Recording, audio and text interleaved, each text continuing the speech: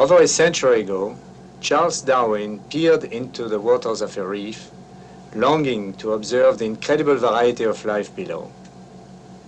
But only recently, diving scientists have begun solving the riddles that confronted Darwin, bringing understanding of the coral world and the full dimension of its spectacle.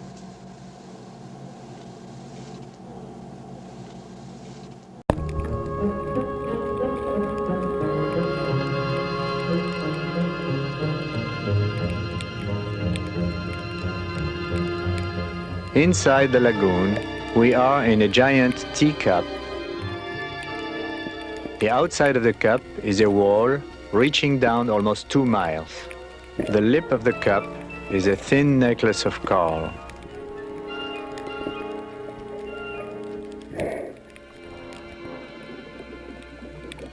Our first dive in a world so physically striking overwhelms our senses. We are no more explorers, but children in a store filled with surprises. We stop at random to look at the busy traffic in the crowded cities.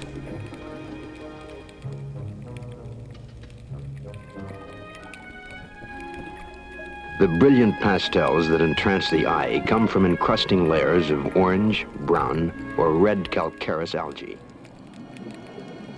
The giant construction shop, with its myriad of little homes, caves, and crevices, is an attraction center for tropical marine life. A highly complex community develops in the reef, a coral jungle with its own rules, its feasts, its tragedies.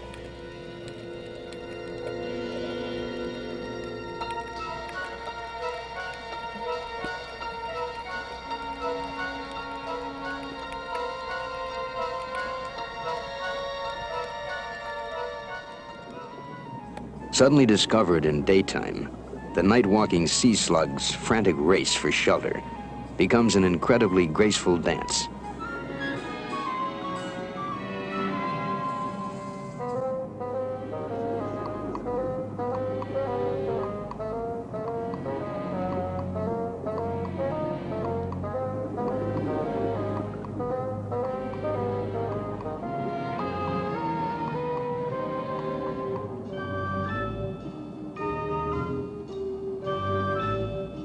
The moray eel, more frightening in look than temperament.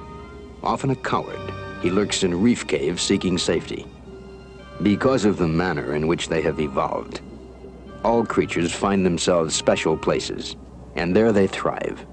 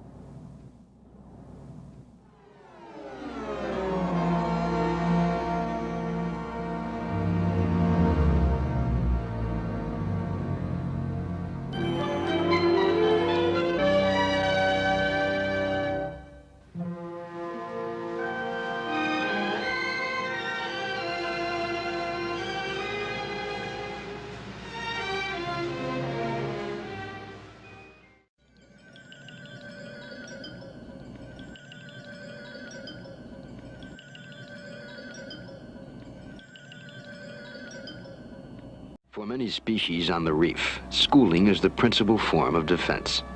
Some experts believe that in order to strike, a predator must single out one fish from the group. He is confounded by the school, a swirling, confusing cloud of motion and mass.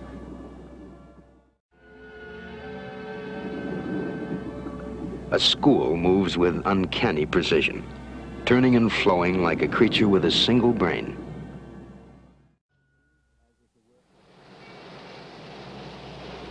July 12th, 4 months at sea, and it seems as if the work has just begun.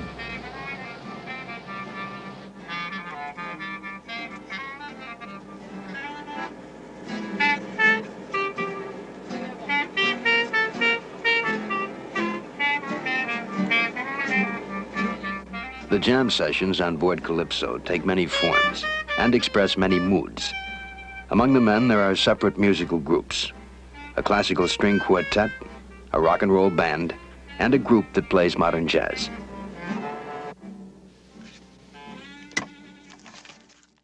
With specialized equipment, not only sounds, but sights too can be recorded in their most minute detail. Here, 30 feet beneath the surface, an aquatic motion picture studio, roofed to screen out natural illumination, equipped with lights, camera, and plenty of action.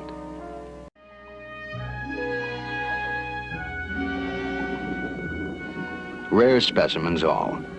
In any square yard of ocean bottom thrives animal life valued in the hundreds of dollars to fish fanciers the world over.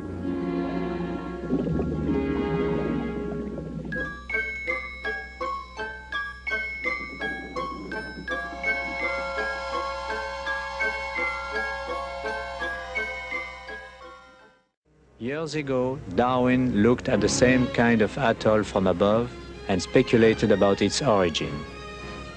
At first, a great volcano stood in this place. Along its sloping sides, coral began building a fringing reef, creating a circle around the island. As the volcano slowly sank into the ocean, the reef continued to grow. Inside the ring, a shallow lagoon was formed as sand and coral debris filled the area around the subsiding mountain top. 150 feet is the normal working limit for divers breathing air. Further down, the diver's mind becomes confused by what is called nitrogen narcosis, making professional work a hazardous procedure, and amateur diving a foolhardy escapade.